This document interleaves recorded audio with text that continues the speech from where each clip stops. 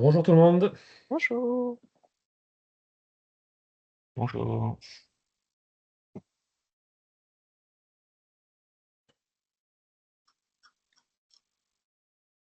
Ok, alors,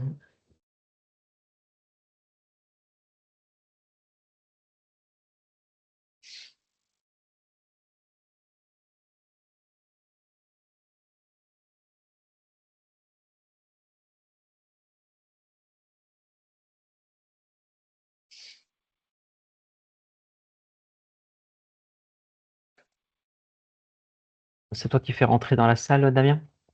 non, moi je Oui, suis en train de partager, donc moi ce j'ai sera, validé. Ouais, T'as c'est c'est validé? moi. toi. Ouais. Bonjour à tous, bienvenue, Bonjour. Bonjour tout le monde. bienvenue.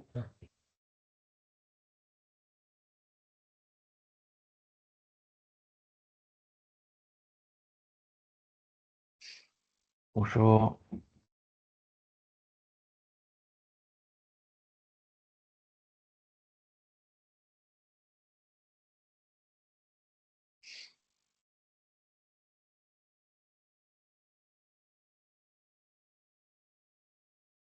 Bon, bah, il est midi, on va démarrer. On attend 2 minutes quand même.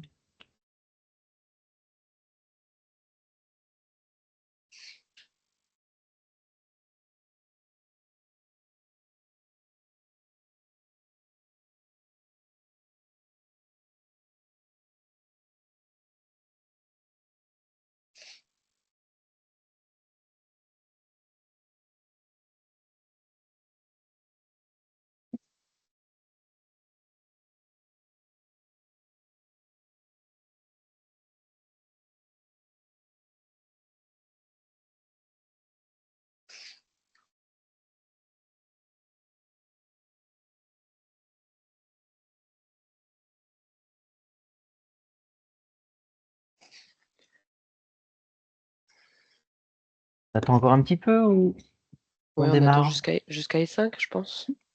C'est toi qui démarre, de toute façon, Bertrand. Si on commence, ça va faire venir. Pour les gens qui, comme moi, étaient en réunion jusqu'à à peu près C'est vrai, midi, c'est vrai. ça leur laisse le temps de basculer.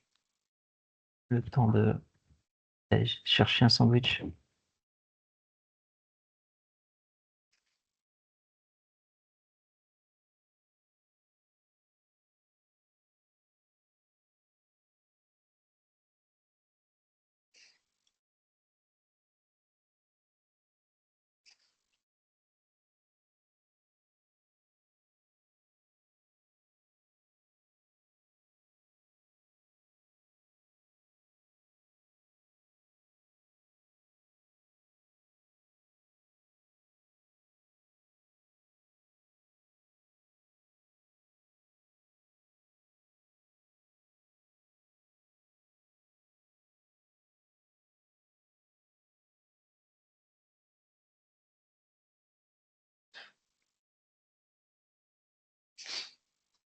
Très bien. Je vous propose de débuter. Mhm. C'est parti. Parfait. Eh bien, écoutez, bienvenue à tous. Meilleurs vœux, je crois qu'on a encore le droit pendant quelques jours. Donc, bonne année à tous. Merci de nous rejoindre pour ce nouveau webinaire, donc des équipes de SmartView, préparées et concoctées donc, par Damien et Joël. Donc, on va commencer par un tour de table. Se présenter. Joël, je te laisse la parole. Merci. Bonjour tout le monde. Donc, je m'appelle Joëlle Ruel. Pour celles et ceux qui ne me connaissent pas, je suis consultante Microsoft 365 chez SmartView depuis, il me semble que ça fait 8 ans maintenant. Donc historiquement, j'étais développeuse .NET. J'ai fait aussi pas mal de développement web. Et puis j'ai eu envie d'avoir un aspect un peu plus humain, un peu plus au contact des gens. Donc j'ai basculé du côté de SharePoint et plus précisément dans l'accompagnement et la formation, voilà, de tout type de besoins. Donc à la base de SharePoint et puis maintenant plus globalement dans Microsoft 365, surtout côté SharePoint, Teams, Power Automate. Mais après, voilà, je peux passer aussi sur d'autres outils. Et je laisse la parole à Damien, du coup, pour se présenter à son tour.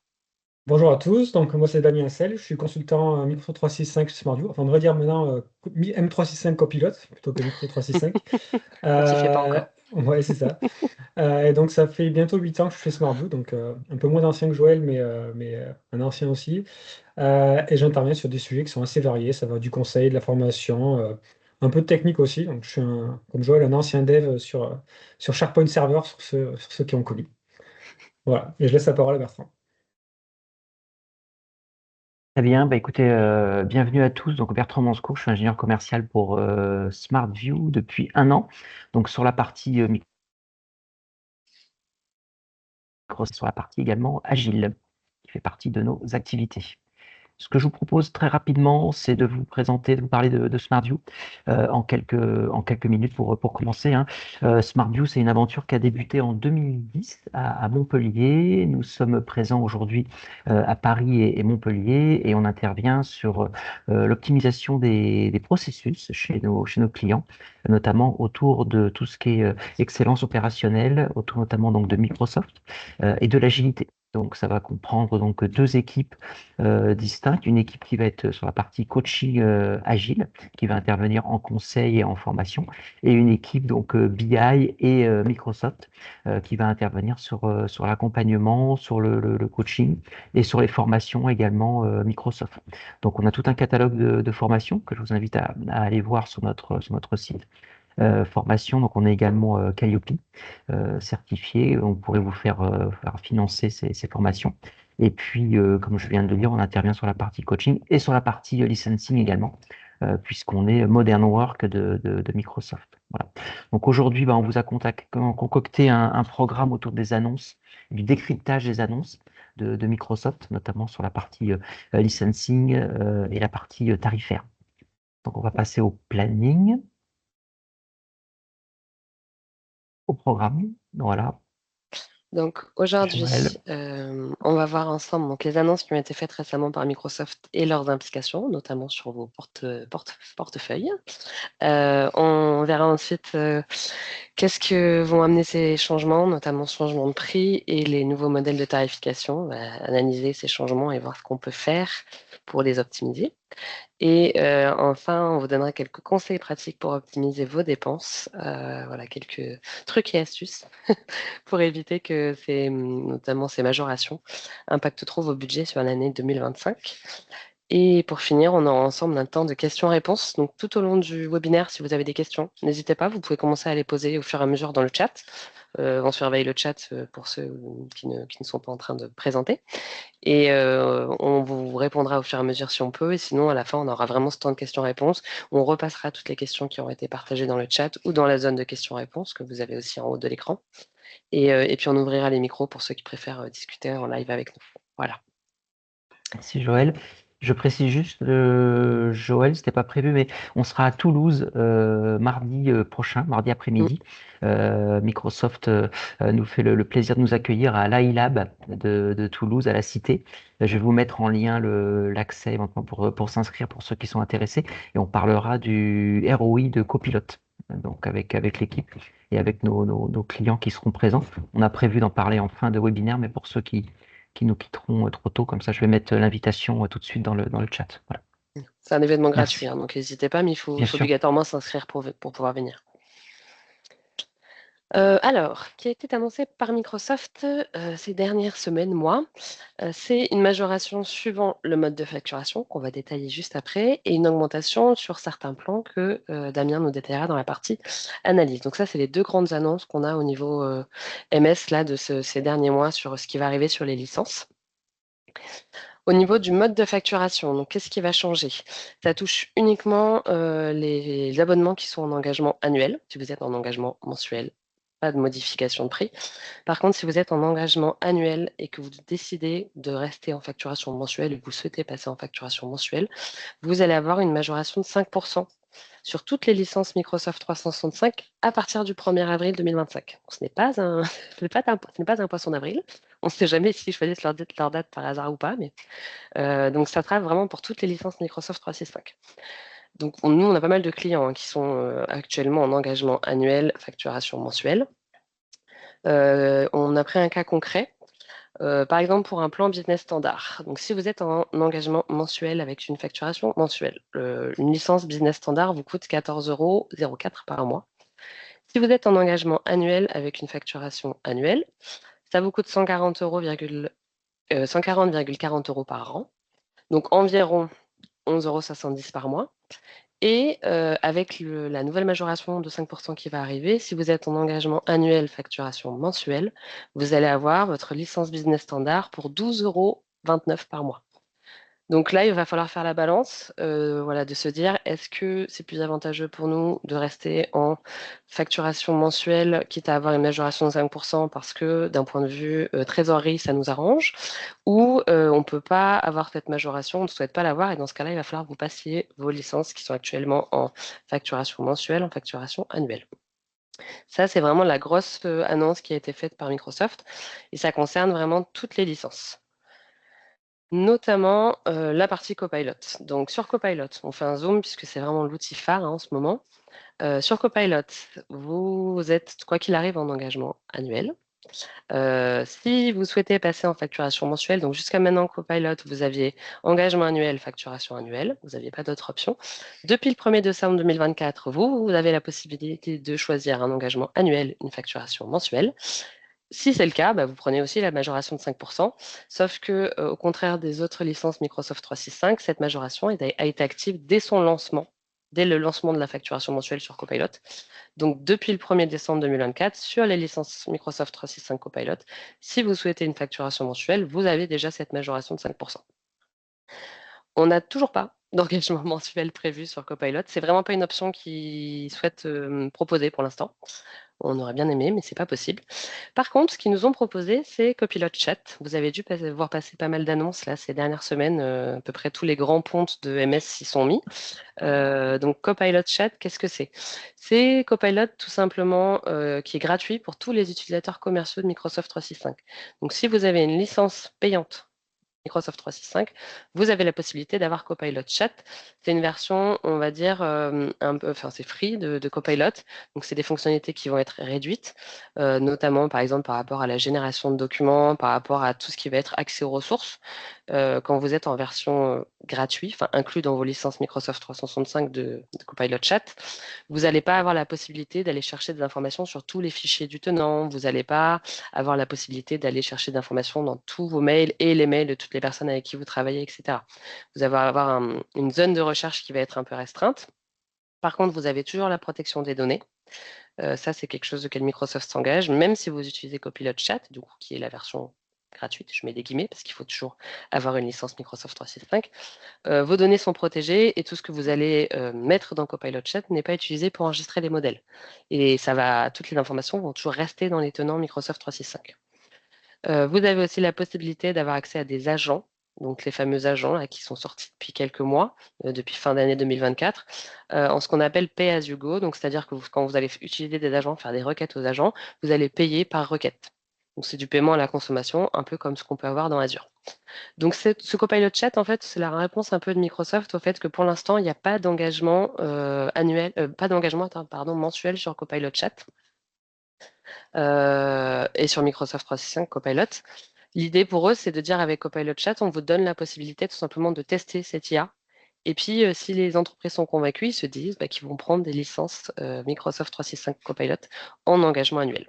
Voilà, c'est la proposition. C'est la réponse de Microsoft au fait qu'il n'y avait pas d'engagement mensuel prévu sur Microsoft 365 Copilot. Voilà les annonces qui sont faites et du coup, Damien va détailler les plans impactés, analyser un peu plus tout ça. Ouais, on va rentrer directement dans les éléments concrets et chiffrés. Donc, la date, elle est importante, c'est le 1er avril 2025. Ça concerne à la fois ces modifications sur le type de facturation, mais aussi sur les augmentations de tarifs par plan. Alors, les plans impactés, ils ne sont pas très nombreux, mais les augmentations sont quand même assez conséquentes. Le premier plan, c'est le Teams Phone Standard, qui prend 25% d'augmentation, donc il passe de 7,50 € par utilisateur par mois à 9,37 €. Les calling plans, globalement, ils augmentent entre 10 et 20%, ça dépend des plans. Mais voilà, il faut s'attendre à une augmentation entre 10 et 20% en fonction des calling plans. Un plan que beaucoup de nos clients ont et qui prend une très grosse augmentation, c'est la Power BI Pro, qui passe de 9,40 € à 13,16 € par utilisateur par mois. Donc là, c'est une augmentation qui est quand même assez significative, surtout au regard nous, de nos clients qui utilisent beaucoup ce plan-là. La Power BI Premium par utilisateur, qui pour le coup, celle-là est beaucoup moins utilisée, elle passe de 18,70 € à 22,44 € par utilisateur par mois. Et on a aussi l'incertitude. Alors là, on n'a pas encore toutes les infos, mais sur la Office 365 E1 pour les associations, qui aujourd'hui est à 2,30 € par user par mois et qui devrait augmenter dans ces gammes d'augmentation de prix, donc entre 10 et 40%. Sur Power Apps, alors ça fait quelques temps, mais j'avais raté la mise à jour. Donc peut-être que vous aussi, vous avez raté cette mise à jour-là. Ils ont simplifié le modèle, donc c'était pas difficile, remarque, mais en tout cas, voilà, il reste trois plans. La Power Apps Free, donc free, même si le nom, il y a free dans le nom, c'est pas tout à fait free, c'est inclus avec les plans business, business enterprise. Donc celle-là, elle reste et c'est un des plans les plus utilisés aussi. Ensuite, il y a un seul plan, il y a un plan premium à 18,70 €, donc qui octroie l'accès aux composants premium, aux connecteurs premium, qui donne un peu plus aussi qui met des seuils plus hauts sur l'exécution des flux pour Automate, et qui octroie aussi des crédits à Builder. Et la petite nouveauté, c'est la Power Apps Premium à partir de 2000 postes. Donc là, on est sur des grosses entreprises avec une stratégie autour de Power Apps. Et c'est assez nouveau aussi chez Microsoft. On a un tarif dégressif quand on est au-delà de 2000 postes. Voilà, donc je trouve que le modèle est beaucoup plus simple et beaucoup plus lisible que ce qu'il y avait avant avec des plans par application, par utilisateur application, etc. Là, on a juste un plan premium et un plan premium au-delà de 2000 postes. Voilà. Donc ce plan premium au-delà de 2000 postes, il est à 11,20 €. OK, donc comment on analyse maintenant ces modifications? Donc, ce qui est important, c'est que les engagements en cours avant la date butoir ne sont pas impactés. Ça veut dire ça, que si votre date de renouvellement, elle tombe avant le 1er avril, vous êtes tranquille pendant la durée d'engagement. Alors, Joël expliquera un peu les astuces en fin de webinaire sur comment optimiser au maximum ces engagements-là. Mais ce qu'il faut retenir, c'est que la bonne nouvelle, vous êtes protégé par votre engagement. C'est-à-dire que si votre renouvellement se fait au mois de mars, et on a beaucoup de renouvellements nous, au mois de mars parce qu'il y a eu le NCE qui s'est fait sur les mêmes créneaux de date. Donc si votre renouvellement tombe au mois de mars, vous êtes protégé jusqu'à mars 2026 sur les modifications de tarifs. Voilà, donc Joël va vous donner en fin de webinaire les différentes astuces que vous pouvez pour appliquer pour optimiser au maximum. Un autre moyen d'optimiser, c'est d'auditer votre tenante. Nous, on le propose à tous nos clients avant renouvellement, donc un mois avant le renouvellement. On propose d'auditer le tenant avec notre outil 365 Metrics, pour justement essayer de trouver des optimisations financières sur les différentes licences et pour payer le juste prix. Donc ça permet plusieurs choses. Ça permet de détecter des optimisations financières en analysant les différents usages de manière fine, produit par produit. Cette analyse d'usage, elle va nous permettre aussi d'avoir des indicateurs sur qu'est-ce qui se passe sur le tenant et est-ce que c'est en accord avec la vision de la DSI. Et enfin, c'est un outil qui est basé techniquement, pour ceux que ça intéresse, sur les API de Microsoft 365, donc Graph et Office Management API, et c'est modélisé avec Power BI. On a ajouté aussi l'été dernier des features sur Copilot. Donc voilà, on parle pas mal de Copilot en ce moment. Donc on a ajouté des features avant déploiement avec une analyse, notamment ce qui se passe sur la gestion de documentaire, pour voir si votre entreprise elle est prête à passer sur Copilot ou pas. Et ensuite, post-déploiement, pour voir est-ce que les usages qui se font sur Copilot, est-ce qu'ils sont faits de manière optimale ou pas. Donc à quoi ça ressemble Processing Metrics? Globalement, on a deux volets. Je vous mets en plein écran. On a un volet financier où on va regarder de manière macro vers une vision un peu plus détaillée, où on va regarder quelles sont les optimisations financières et quelle est l'optimisation financière qu'on peut faire sur l'affectation et sur l'utilisation. Donc l'affectation, c'est juste j'ai acheté 100 licences, j'en ai affecté 90, je peux faire une économie de 10 licences sur l'affectation. Donc ça, renouvellement, c'est quelque chose qui est assez pertinent à faire, de dire j'ai un reliquat de 10 licences sur l'affectation, je peux supprimer ces 10 licences. Sur l'utilisation, c'est un peu plus technique, c'est-à-dire qu'on va regarder les usages qui sont faits par les utilisateurs des différents produits qui sont octroyés par la licence. Et en fonction de ces usages-là, on va déterminer si la licence elle est cohérente ou si on peut passer sur une licence qui est un peu moins chère. Ok, donc ça c'était la vision purement macro. On va rentrer un peu dans le détail en regardant licence par licence, lesquelles sont génératrices d'économie. Et là, on voit typiquement que c'est la Microsoft 365 qui est le plus gros gisement d'économie dans cette entreprise-là, où on a une économie sur l'affectation et sur l'utilisation, voilà, qu'on peut détailler. Ensuite, on va regarder, c'est là que c'est intéressant, produit par produit. Donc j'ai filtré sur la Microsoft 365. On va regarder produit par produit et utilisateur par utilisateur. Est-ce qu'il y a des choses qui ne sont pas conformes à ce qu'on pourrait attendre de la licence par rapport à l'utilisateur? Par exemple, ici, on voit que Arthur Vincent, c'est un utilisateur qui est probablement soit inactif, soit qui n'est pas encore arrivé. Et du coup, il a une licence 5, mais il n'a aucune activité sur le tenant 365. On voit aussi ici qu'on a Demba Bamba qui a une licence 365, mais qui n'a pas installé le pack Office Pro Plus. C'est peut-être pertinent de le passer sur une licence qui est un peu moins chère et qui n'a pas le pack Office, mais qui a tous les services en ligne, par exemple. Voilà. Et à partir de là, de ce détail-là, on arrive à détecter un gisement d'économie.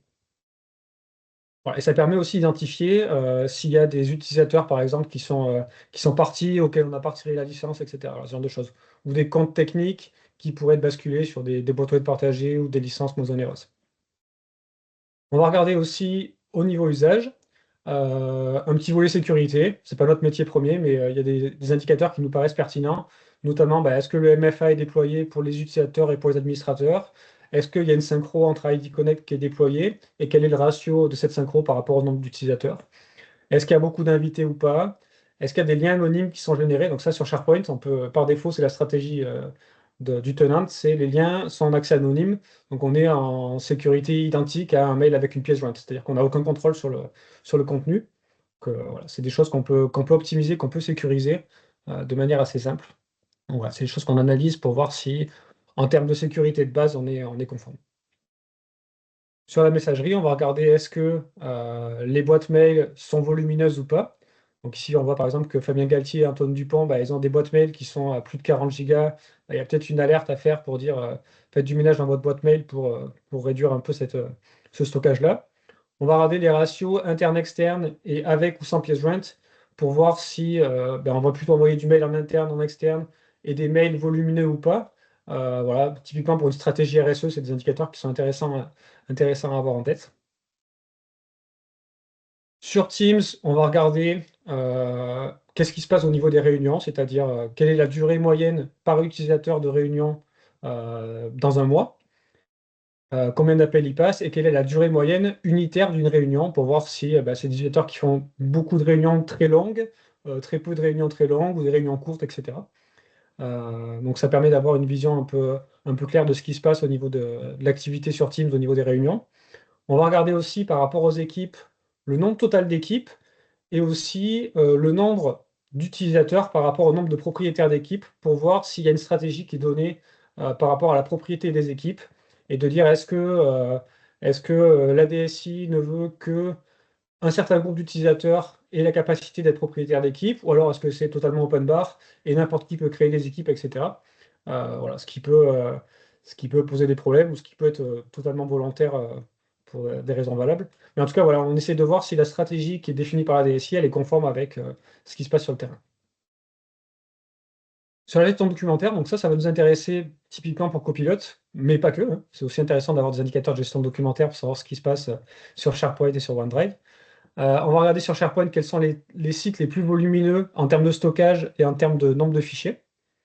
On va regarder aussi s'il y a des sites qui sont inactifs. Donc des sites SharePoint inactifs, ça peut être intéressant de les archiver. Et typiquement, des sites inactifs avec des données obsolètes, ils peuvent un peu polluer l'écosystème Copilot où on va rechercher des informations et on va remonter des infos obsolètes. Ce n'est pas très intéressant en termes de pertinence. On va regarder aussi les templates de sites, donc les différents modèles de sites qui sont utilisés. Sur la gestion documentaire encore, on va regarder les types de fichiers qui sont stockés sur SharePoint. Donc ça, c'est hyper intéressant dans le sens où on ne veut pas, par exemple, en général sur SharePoint, qu'il y ait des fichiers de type code source qui sont plutôt à intégrer dans le gestionnaire de code source et qui viendraient un peu polluer ce SharePoint-là. Donc on va regarder si on a typiquement du document, des images, des vidéos ou d'autres types de fichiers. On va regarder la dernière activité des fichiers aussi pour voir s'il y a des fichiers qui sont super obsolètes et pareil, qui viendraient un peu polluer ce SharePoint. Et on regarde aussi le nombre de fichiers qui sont synchronisés par les utilisateurs sur SharePoint dans les 90 derniers jours. Ça, c'est intéressant aussi pour voir si il n'y a pas de problème, notamment de conflit de version ou de qualité documentaire, etc. Sur la Power Platform, qui est aussi un sujet qui nous intéresse beaucoup, on va regarder principalement les différents volumes d'utilisateurs, de flux, d'applications, de rapports Power BI, est-ce qu'il y a de l'activité aussi, c'est-à-dire par exemple les flux, est-ce qu'ils sont désactivés? Et on va regarder aussi ces infos-là, les mettre au regard de ce que pense la DSI et est-ce que c'est conforme avec la stratégie que la DSI a donnée vis-à-vis de la Power Platform. Voilà. Et enfin, Copilot, j'arrive à le mettre. Copilot, il est là. Et enfin, sur Copilot, donc les données post-déploiement, on va regarder le top 5 des usages en nombre d'utilisateurs et en nombre d'interactions. Donc on voit ici typiquement que les deux sont différents, hein. On a Bing qui est le plus utilisé en nombre d'utilisateurs. En revanche, c'est plutôt Outlook en nombre d'interactions qui est le plus utilisé sur Copilot. Ensuite, sur les volumes, on va regarder le nombre d'utilisateurs avec, entre autres, ceux qui sont sous licence et sans licence. Donc, les utilisateurs sans licence, ça peut être des gens qui sont demandeurs de Copilot, mais qui n'ont pas aujourd'hui de licence. Donc, ça va être un moyen de les identifier. Et inversement, on va regarder les utilisateurs sous licence qui ne sont pas du tout actifs et qui pourraient être, à qui on pourrait enlever cette licence pour l'octroyer à quelqu'un d'autre. On va regarder aussi le nombre de plugins, parce que les plugins, au niveau de la sécurité, c'est probablement un des points les plus sensibles sur la protection des données. Donc c'est un point qui est hyper important, voilà, à mettre au regard de la stratégie IT pour dire est-ce que les plugins qui ont été déployés sont faits de manière en âme et conscience et sans poser de problème de sécurité. Et enfin, en dessous, on a une espèce de heatmap où on va regarder les différentes interactions des utilisateurs sur les différents outils pour voir quels sont les outils qui sont les plus utilisés, etc. Éventuellement identifier des champions sur Copilot qui pourraient un peu prêcher la bonne parole dans les services sur comment bien utiliser Copilot et permettre de confronter un peu les différents cas d'usage des différents groupes d'utilisateurs. Hop, je reviens au support. Et je vais laisser la parole à Joël qui va vous présenter les différents conseils pratiques. Donc, il va revenir sur la partie facturation et qui va vous présenter les différents conseils pratiques pour optimiser un peu cette facturation. Alors, on va voir qu'est-ce qu'on peut faire pour réduire un petit peu l'impact des annonces Microsoft, notamment sur la partie tarifaire. Donc, comme l'a dit Damien, les clients qui sont déjà engagés sont protégés jusqu'à date de renouvellement ou date de fin d'engagement, ça dépend comment vous voulez le voir.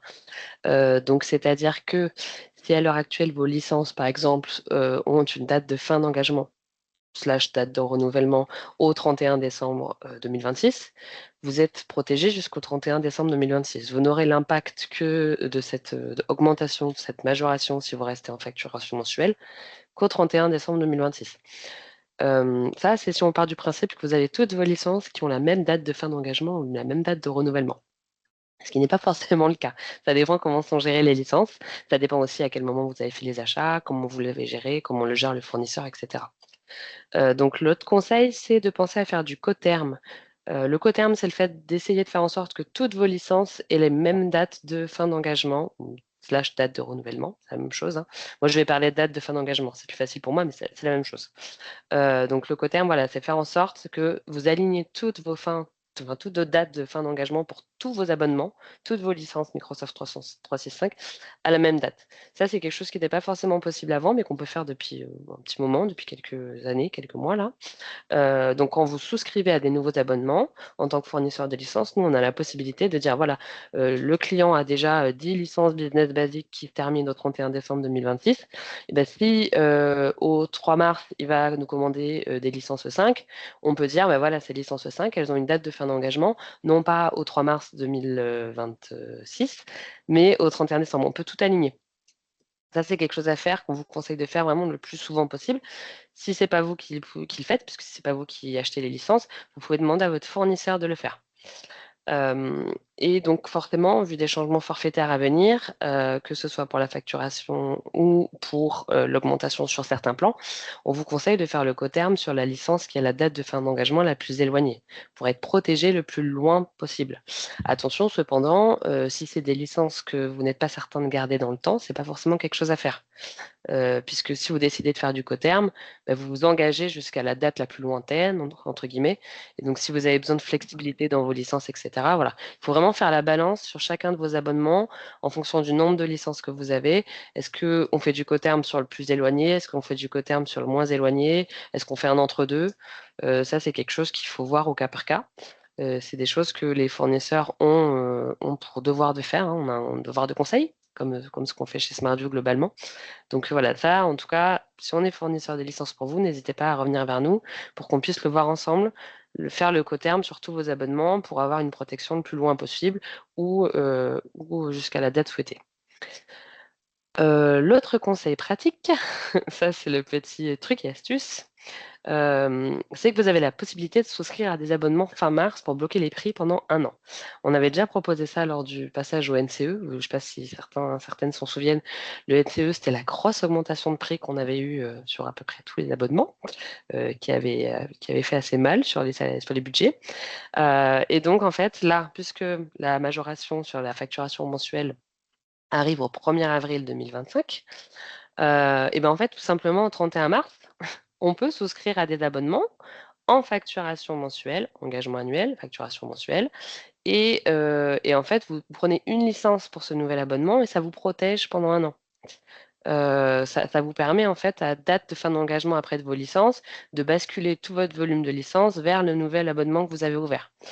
Damien, peut-être si tu peux passer à la diapo d'après, j'ai essayé de vous schématiser ça pour que ce soit un peu plus clair, parce que je sais quand je le dis à l'oral, ça l'est pas forcément. Donc, si on part du principe que vous avez 100 licences 1 et 10 licences 3. Partons du principe que la date de fin d'engagement sur ces licences est au 1er mai 2025. Ce que vous allez pouvoir faire, c'est au 31 mars 2025, vous allez commander de nouveaux abonnements. Vous allez dire à votre fournisseur de licence ou à MS si vous passez en direct, voilà, moi je veux une nouvelle licence 1 et une nouvelle licence 3, mais sur des nouveaux abonnements. Vous ne voulez pas rajouter des licences sur les abonnements que vous avez déjà souscrits. Et donc quand vous allez faire ça, ça va vous ouvrir de nouvelles lignes d'abonnement avec des fins d'engagement au 31 mars du coup 2026. Ça va vous protéger pour 1 an. Vous êtes en facturation mensuelle, vous êtes en engagement annuel. Par contre, vous n'avez pas la majoration puisque vous avez souscrit au 31 mars 2025. C'est un peu vicieux, mais on peut le faire. Donc, on a le droit de le faire. Pensez bien, du coup, au 31 mars, à désactiver le renouvellement automatique pour vos licences que vous aviez déjà. Donc, vos 100 licences E1 et vos 10 licences E3, dans l'exemple ici. Et puis après, ce qui va se passer, c'est qu'à votre date de fin d'engagement de vos licences que vous aviez historiquement, au 1er mai 2025, du coup, vos licences, vos 100 licences 1 et vos 10 licences 3 ne vont pas se renouveler puisque vous avez désactivé le renouvellement automatique. Par contre, il faudra bien penser à cette date. Bon, idéalement, on fait ça la veille, nous. D'augmenter les quantités sur les abonnements que vous avez souscrits au 31 mars. Donc là, en fait, vous allez dire, voilà, sur les abonnements qu'on a ouverts le 31 mars 2025, je vais augmenter les quantités. Donc j'ai mis plus 99 et plus 9, en partant du principe que vos volumes de licence n'avaient pas à bouger, hein. Et ça va vous permettre, en fait, du coup, d'avoir une protection. Vous allez pouvoir être en engagement annuel, facturation mensuelle, jusqu'au 31 mars 2026. Avec finalement quelques mois où vous avez payé potentiellement une licence sur chaque abonnement. Mais au moins, après, ça vous protège pour 1 an et vous pouvez garder cette facturation mensuelle qui, pour certaines sociétés, va être très, très importante d'un point de vue trésor. Ça vous évite d'avancer en fait sur 1 an, parfois sur des volumes de licences qui vont être importants. Voilà, donc ça, c'est des choses qu'on a le droit de faire. Microsoft ne fait pas la promotion de ces solutions, mais nous, en tant que fournisseur des licences, c'est des choses qu'on peut proposer et qu'on va vous proposer. On est en train de faire le listing de toutes les dates de fin d'engagement de nos clients actuels. Si jamais on n'est pas fournisseur de licence pour vous, voilà, n'hésitez pas à voir avec votre fournisseur ou à voir avec nous si vous voulez changer de fournisseur. Mais c'est des choses qu'on va vous proposer et c'est un devoir de conseil qu'on a qui est vraiment important parce que sur une année, en fait, ça peut vous faire économiser quand même pas mal d'argent parce qu'une majoration de 5%, c'est pas rien. Et le fait de pouvoir rester en facturation mensuelle, c'est pas rien non plus, ça peut être très important pour pas mal de sociétés. Voilà, sinon, l'autre option, c'est à date de fin d'engagement de passer en facturation annuelle, engagement annuel, facturation annuelle. Là, pour le coup, si vous le pouvez, c'est bien, mais ça vous demande de sortir parfois un volume budgétaire beaucoup plus important. Voilà. J'ajoute, Oui, Joël, vas-y. juste, ça concerne aussi les augmentations de prix sur les différents plans.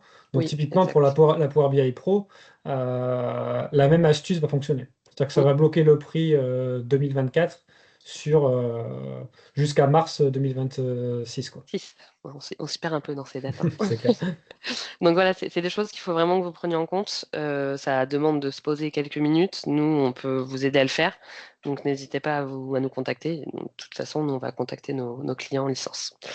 Voilà. Je passe le relais du coup à Bertrand pour la clôture. Merci Joël. Écoutez, très rapidement pour terminer, donc les offres de SmartView, ça a été dit un petit peu tout à l'heure, hein. On vous accompagne sur différents sujets. On vous accompagne sur la formation. Pour commencer, je vous invite à aller voir notre catalogue de formation que je vous mets également dans le chat. On vous accompagne sur le conseil et on vous accompagne également sur la partie support que je vais détailler. Un mot simplement sur l'audit 365 Metrics qu'a montré Damien tout à l'heure.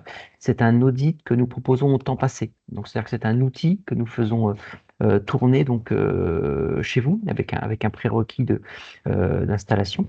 Mais ça reste au temps passé. Donc, c'est un avantage important. Surtout dans le cadre d'une offre de support, on inclut cet audit que vous pouvez faire tourner plusieurs fois, voire de manière illimitée. Donc, si on passe sur la partie support, donc la formation, voilà, notamment sur Copilote aujourd'hui, mais également sur initiation à l'environnement 365, hein. On s'aperçoit que c'est une formation d'une journée d'initiation à l'ensemble de l'environnement. Elle est de plus en plus demandée par rapport à la connaissance ou à la méconnaissance de l'environnement global de l'éditeur. Et si on passe sur la partie support, voilà, donc sur cette partie support, qui est une offre que nous avons lancée en fin d'année dernière. Donc là, vous aurez une offre forfaitaire avec un volume d'heures sur lesquelles vous pourrez nous consulter. C'est la même équipe, hein, notamment donc c'est l'équipe BIMS, hein, représentée par Joël et Damien aujourd'hui, qui vous répond. On a un volume d'heures, on a un nombre de demandes traitées, et selon la formule, et ben voilà, on rajoute du service. Donc on peut rajouter l'audit Metrics inclus, on peut aller jusqu'à cet audit de manière illimitée, comme je l'ai dit, et on peut également rajouter des ateliers, un atelier de veille optimisation sur la partie Microsoft, comme on le fait un petit peu aujourd'hui. Voilà. Donc ça, c'est une offre très intéressante, flexible pour la DSI, mais également pour les métiers, puisqu'on peut aller jusqu'à un nombre de demandeurs illimité. C'est-à-dire qu'au niveau de votre organisation, toute personne peut nous contacter directement et ouvrir un ticket de manière à ce qu'on puisse y répondre, soit par partage d'écran, soit par Teams comme on le fait là, soit par mail tout simplement, avec un compte rendu généré par Copilote. Voilà. Donc ça, n'hésitez pas à nous contacter. Dernière chose, c'est également la partie licensing, hein, puisqu'on a dit que ce webinaire donnait également quelques tips pour faire des économies. Vous pouvez nous consulter également sur la partie licensing. On essaiera de faire de bonnes surprises en termes de tarifs, de manière à ce que vous soyez gagnant également sur la partie tarif au niveau des licences. Et Voilà. en plus, nos Oui, clients licence ont un upgrade sur le support, hein. Je sais pas si tu l'as dit, Bertrand. tout à fait, je ne l'ai pas dit. Et donc, en effet, on upgrade les clients licensing sur la partie support. C'est-à-dire que vous payez, par exemple, une offre Smart Basic. Vous allez payer donc 2550 l'offre basique, mais vous aurez accès au standard, c'est-à-dire un volume d'heures de 35 heures. Voilà. Donc, il y a un upgrade qui est fait sur cette partie-là. Voilà. Écoutez, donc, prochain rendez-vous, c'est donc mardi prochain au Microsoft Lab de Toulouse. Donc, on espère vous accueillir. N'hésitez pas à vous inscrire.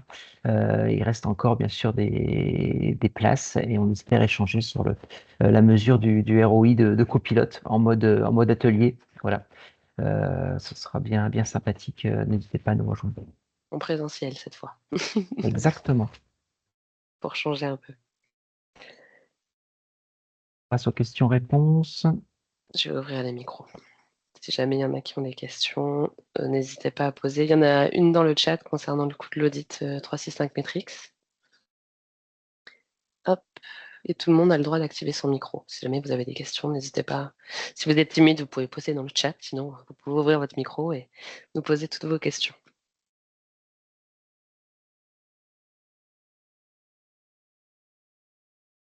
Bertrand, tu vas répondre peut-être sur la partie coût de l'audit? T'es en mute. Oui, j'étais en train d'écrire dans le chat, Ah, mais en effet, sur la partie audit, c'est une formule au temps passé. Donc, c'est une journée de prestation forfaitaire qui est au tarif de 850 euros.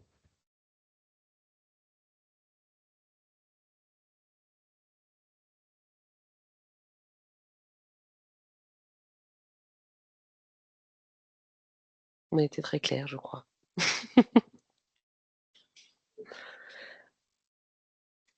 On le redit, hein, si vous avez besoin d'aide, de conseils sur les licences pour optimiser vos abonnements, optimiser l'année qui arrive, n'hésitez pas à nous envoyer un mail, à nous contacter directement pour ceux qui nous connaissent déjà.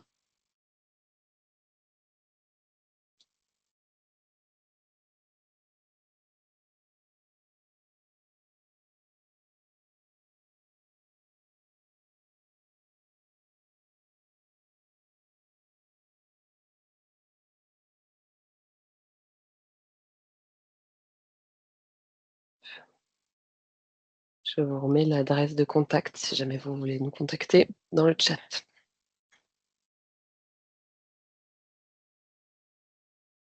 Merci à tout le monde. Je vois qu'il y a pas mal de personnes qui nous écrivent dans le chat.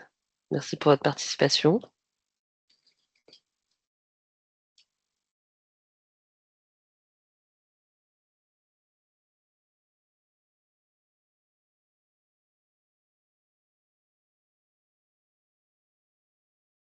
Je pense qu'on n'a pas de questions. Très bien, parce qu'il n'y a pas d'autres questions. C'est les augmentations de prix, ça. ouais. Ça calme en général. Tout à fait. Merci Est-ce à que tout le monde. est-ce que ce webinaire sera disponible sur notre chaîne YouTube? Absolument. D'accord, Tout à fait. Sous quelques parfait. jours. Très bien. Écoutez, merci à tous. Merci tout le monde. Merci. Et bonne Bon journée. appétit. À Bonne bientôt. journée. Bon appétit. Au À Au revoir. revoir. Bon bientôt. appétit. Au revoir.